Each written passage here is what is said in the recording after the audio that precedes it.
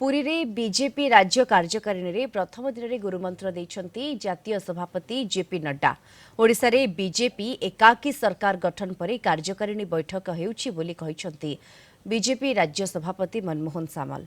केंद्रीय नेता मानक निर्वाचन परिचालना एवं तांकठारु मिलिथिबा आत्मविश्वास पाई से कृतज्ञता जणाइछंती। कर्मकर्तांक परिश्रम एवं विश्वास जोगु बीजेपी सफलता पाइला।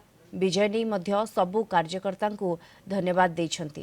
राष्ट्रीय अध्यक्ष मध्य राज्य बीजेपी कार्यकर्ता काम रे संतोष प्रकाश करिथिबा कहिसंती। तेबे बीजेपी संकल्प पत्र रे दैथिबा प्रतिश्रुति गुडी को पालन करूछि। 100 दिन भितरे कार्यक्रम सबु पर्यायक्रमे हेबो। सरकार एवं दल भितरे समन्वय शक्तिशाली हेबो बोली से कहिसंती। लोकंक समस्या दूर करने दिगरे निर्वाचित प्रतिनिधि मानक सहित सबुबले दल रहिबो बोली कहिसंती मनमोहन सामल।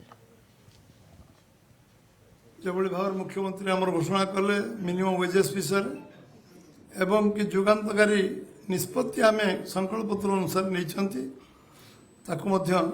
कार्यकारी कमिटी बैठक रे समस्ते से कथा को प्रकाश कर राष्ट्रीय सभापति संकल्प पत्र गोटे गोटे गोटे गोटे शब्द ताको कार्यकारी करा एक कथा नीतिगत भाव निष्पत्ति निया।